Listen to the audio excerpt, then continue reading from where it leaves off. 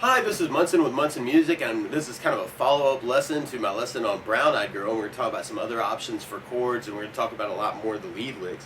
And we're going to start out with kind of a different G major and kind of talk about some drone voicings you may want to use, where you can take the first finger and you go to the A string on the second fret, second finger on the low E string on the third fret, and the third finger on the B string on the third fret, and the pinky on the high E string on the third fret. And this is kind of another way to play your G major. Actually, it's kind of a four-finger G. And then for the C major, instead of using just the regular C major chord, you may want to use a C major 9. When we play C major 9, you kind of take first finger and second finger from where you are and kind of move them to the D string and the A string. So now I got first finger on the D second fret, and then second finger on the A string on the third fret, third finger on the B string on the third fret, and the pinky on the high E string on the third fret. And if you strum just the A string or the high E string, then that sounds like C major 9. And so you could kind of use that C major 9 and only have to move those two fingers kind of for your C and your G chain. And then for the D major, actually, there's a couple different places you may want to kind of, or some different D chords you may want to play around with.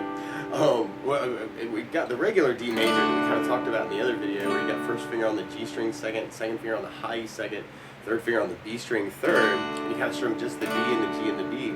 But a lot of times when you're on a D chord, actually, you could use some other D voicings actually to kind of say some things with your strum pattern.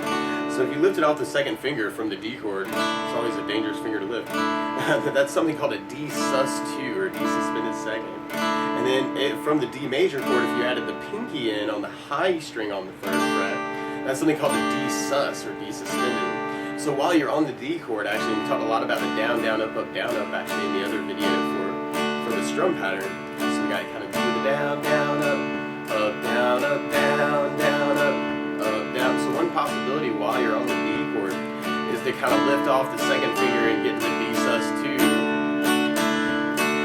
Or just experiment with different ways of kind of working the D major. Actually, there's a very, very cliche cool lick actually from American Pie you may want to throw in for this song too, where you could kind of do the down on the D, and then another down on the D, go to the sus2 on the up, and then go back to the D for the up, D sus on the up, D on the up, D sus2 on the up, and then you go back to the D for the up, down, up. Like you're covering this song by yourself actually, that kind of down, down, up, down, up. Actually, like for the D build-up can be a very, very cool thing. And you may want to kind of try playing around with that with just those downs too. We kind of talked about that a little bit in the other video too. So working out verse progression, we could have G with kind of a down, down, up, down, C major 9, down, down, up, down, G, down, down, up, down, D, down, down, up, down, G, down, down, C, down, down, down, G, down, down, D, down, and kind of play around with kind of trying to get in some things with those D suspended chords. Now the licks that kind of back that up in the other video, we talked about kind of that open B string, first fret on the B, third fret on the B, first fret on the B, and then the open B. So the notes you're kind of playing is that B, C, D, C, B for the opening lick. And then we go to the open E for kind of that 0, 1, 3, 1, 0 there. So now we're going E, F, G, F, E. And then we go back to the B string for that B, C, D, C, B. And then we go to the second fret on the G for the A note. And then we go, and actually there's a cool little tag to that if you wanted to add it, where you go fourth fret on the D string for an F sharp note, open G for a G note, and then second fret on the G for an A note. So at the very end you could kind of have A, F sharp, G, A, it's kind of a tag. So all together you get kind of B, C, D, C, B, E, F, G, F, E, B, C, D, C, B, A, F sharp, G, A, B, C, D, C, B, E, F, G, F, E, B, C, D, C, B, A, F sharp, G, A. So we want to kind of play around with that. Now something else that I like to add with the strum pattern too is bass notes. And a lot of times on that first down of the down, down, up, you could add in a bass for the chord. So on the G, you have the low E string for your bass. On the A string, or for the C, you got the A string for your bass. And then when you get to the D, you can throw in a D string for your bass. So I'm kind of going bass, down, down, C with an A bass, down, down, G with a low E bass, down, down, D with a D bass, down, down, G with a low E bass, down, down, C with an A bass, down, down, G with a low E bass, down, down, D with a D bass, down, And what can be kind of cool too is to throw in the bass notes for the lick when you start them. So for instance, on that open B string, you could throw in the 3rd fret on the low E string, which is the G note, for that first lick, and then kind of go to the A string on the 3rd for your open E, and kind of that lick, and then you could go back to the 3rd fret on the low E string for your B string lick again, and then on the 2nd fret on the G string, you may want to play the open D, or you may want to play the 3rd fret on the low E string, which is an F sharp note. It's kind of a D slash F sharp kind of idea, which could be a cool thing to kind of get in that last lick. So it's kind of adding bass notes to kind of imply the chords, especially if you're playing solo. This can be a cool thing to kind of try and do, because it almost sounds like you're playing with a bass player. So you may want to think about adding those too. Getting some bass notes to kind of go on with that. Now something else that can be cool to add to that lead lick too, aside from just bass notes, is you can add some things called thirds, and thirds always sound really sweet. So for instance, we're starting on a B note. Well, a third below a B note would be a G note, because you'd have G, A, B. So for instance, if you played the open G and the B at the same time, it's kind of a 2-string strum, or you could even do this hybrid picking. That's how I was doing the basses, where you do the pick for your bass note and the finger to kind of get the notes to sound at exactly the same time. And then from there, you could go 1st fret on the B string for a C note, 2nd fret on the G string for an A note, and kind of play those two at the same time. And then you could either take that shape and kind of slide it over 2 frets, or you could play that shape and kind of slide it over 2 frets to kind of the 3rd fret on the B, 4th fret on the G string. So now I'm playing a B and a D note as 3rd. And then you go back to the A and C, and then back to the open G and open B. So now we're kind of reinforcing our lick with some extra notes to kind of make it sound really good and really sweet. So we got G and B, A and C to B and D, A and C, B and G. And then when you go to the open E string, you could add a C note below that, because C, D, E is a 3rd.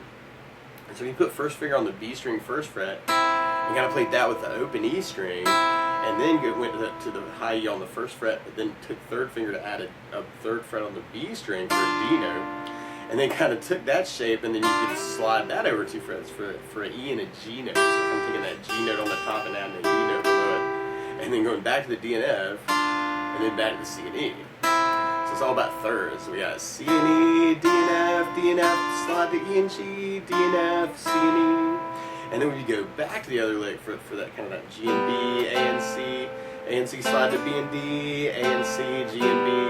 And then when you hit that 2nd fret on the G string, you could throw in the 4th fret on the D string, kind of for that F sharp note. And if we wanted to carry this thirds idea out, actually, you could play the 4th fret on the D string with the 5th fret on the A string for a D note.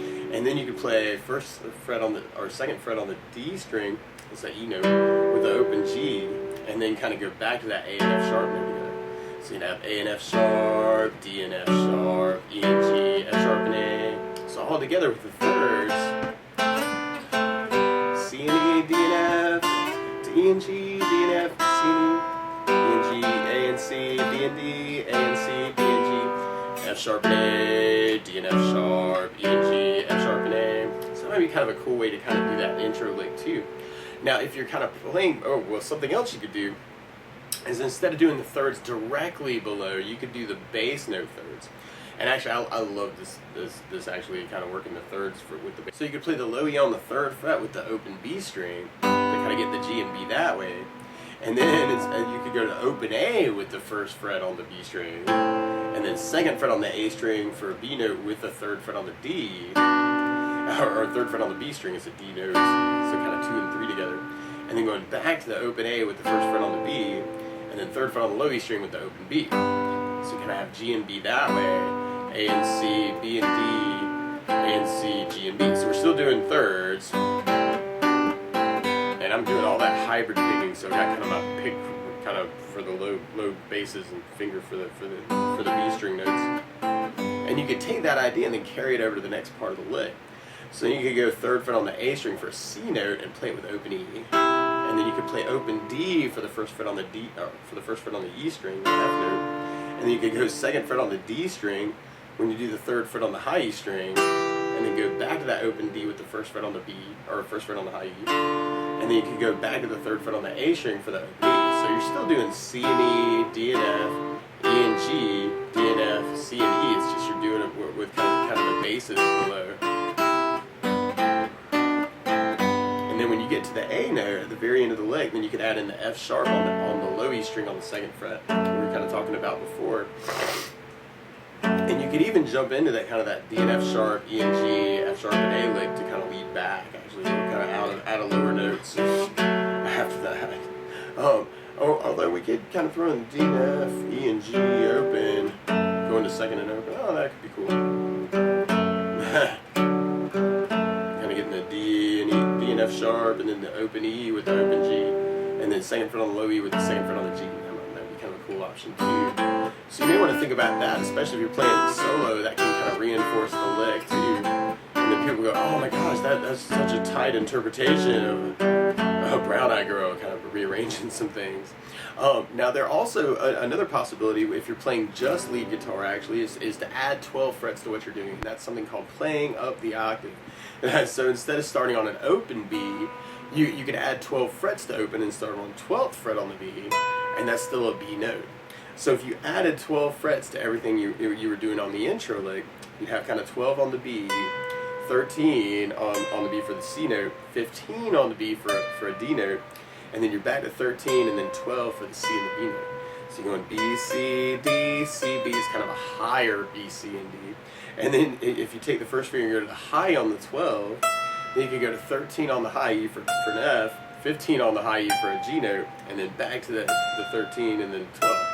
And then we kind of end up back on the B string with that lick one more time. And then at the end you could play 14 on the G string for an A note, and then go to 11 on the G for an F sharp note, and then 12 on the G for a G note, and then 14 on the G for an A note. So you're taking all the frets that we were doing before but adding 12 frets to it. So you got 12, 13, 15, 13, 12, 12, 13, 15, 13, 12, 12, 13, 15, 13, 12, 14, 11, 12, 14, 12, 13, 15, 13, 12, 12, 13, 15, 13, 12, 12, 13, 15, 13, 12, 14, 11, 12, 14. Now you could add thirds to that too. So you could go 12s together, kind of getting the G and the B string together.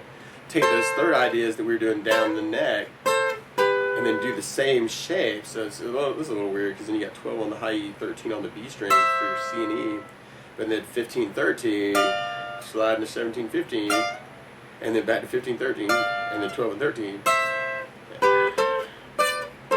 And then when you go to that 11 on the G string, you could do it with kind of the 10 on the B string to kind of get the A and the F sharp together. And then you could go to the D on the 12 with the 11 on the G for the D and F sharp. E and G would be 14 and 12, and then you're back to kind of that 10, 11, or at least I would think about that. So that might be something else you want to kind of play around with, is trying to do the thirds, but trying to make them up the octave. You know, and there's a couple ways you could work that. Kind of like that B string and G string thing. So you could kind of take that 8th fret on the B string and the 9th fret on the G string for that last slide up to 10 and 11. So that might be something else you want to kind of play around with, you know, to kind of get kind of a lead part going on. Now there's also some other licks too, actually, or another D lick actually that I like to throw in. I don't know if this is actually in the recording or not, but on that last D chord, you could jump up to some other notes that are kind of around the D and kind of take the thirds idea and kind of compound it by going high E on the 10th fret, which is kind of a D note, and then taking the 11th fret on the G string, which is kind of an F sharp note, and kind of working that shape, kind of that third is really a 6th. But we got kind of the 11 on the G, 10th fret on the high E string, and if you take that shape and slide it down to, then you'd be going 9 on the G, 8 on the high E, and then we'd be sliding that down and going to 7 on the G, 7 on the high E string, and I'm doing that second finger, third finger, which is kind of a cool thing because then you can kind of let your second finger kind of guide on the G string, and then we go down to 5th fret on the G string and then the high E string. So kind of using the G string and the high E string is kind of to get some other thirds to kind of jump in, which can be a very, very cool lick to kind of lead you back into kind of that G. So on that last D chord, for instance, even if you're just doing just the strumming, you may want to think about kind of jumping out and doing that as kind of your D lick, which could be kind of a cool thing to kind of try. G, and F sharp, B, E, C, D, F, B, C, A. It's kind of a cool little lick to kind of lead you back. So you may want to play around with that too. And then we're basically repeating that progression there, that G, C, G, D, until we get to our chorus part. And if you wanted to on the chorus, actually, there's another E minor chord you could throw in called E minor 7, where you play first finger on the A string, 2nd fret, second finger on the D string, 2nd fret, third finger stays on the B string, 3rd fret, and the pinky stays on the high E string, 3rd fret. And that's called E minor 7. So if you're kind of digging on that, on the E minor, you'd have the low E string for your bass. So on our chorus, when we get to it, we'd be coming out of our G, C for our verse. And then right when we hit our chorus, then we go back to C major, D, G major, E minor, so we can use that E minor 7, and then C,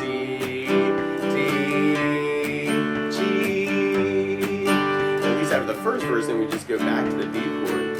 Now, there's another cool little lead lick that actually kind of happens on the one of those G chords, actually, where you play high E on the 5th fret, 3rd fret on the high E, 2nd fret on the high E, and then open E. So you're going G, A, G, F sharp, E. It's kind of a lick on the G chord. So you'd have the C chord, D, and then you can throw in that lick around the G. Almost kind of get it to kind of happen if you do the G with kind of a bass, down, up, and then kind of an up on the E. It gives you almost enough time to kind of catch your E minor with the bass, down, up, down, up. So you have C with an A bass, D with a D bass, G with a low E bass, 3, 5, 3, 2, O. So you want to kind of think about kind of adding that lick too. And then there's also a bass solo, right? But we kind of got that build up on our D chords too that kind of happens. Where you may want to kind of play around with some of the D sus2 or the sus. And then when we get to our bass solo, actually that's the only other lead lick actually kind of through the tune. And if you're a little bit confused about form, you may want to go back and watch my other video on Brown Eyed Girl. But yeah, with our bass solo, we kind of vamp on our G chord. So we got kind of this 3-3-3 lick that kind of happens on the low E string. And then right after that, we kind of walk through this cool little bass solo where you play 3 on the low E string twice, and then we go open A, 2nd on the A, 3rd on the A, 3rd on the A, 2nd on the D, 4th fret on the D, and then we have an option. I like playing 5th fret on the D string, but if you wanted to, you could play open G because it's the same note. And then we go to 2nd on the A, and another 2nd on the A, and then 3rd on the A, and then we got another option because we can play 5th fret on the A string, or we can play open D because those are the same note. And then we play open E, and then 2nd fret on the low E string. So all together you got 3, 3, 3, 3, 3, 3, 3, 3, 0, 2, 3, 3, 2, 4, 5, 2, 2, 3, 5, open E, 2. And then you'd be going back into kind of your last verse, kind of those G's. And if you wanted to, if you're a little bit more adventurous, actually, rather than even using the strumming too, you could actually, through the verse part, you could use those licks, actually. So you can do the compound thirds, you can kind of use those compound thirds, which can be kind of a cool thing. Or you could even kind of throw in those D licks, or you could kind of throw those things together if you wanted to.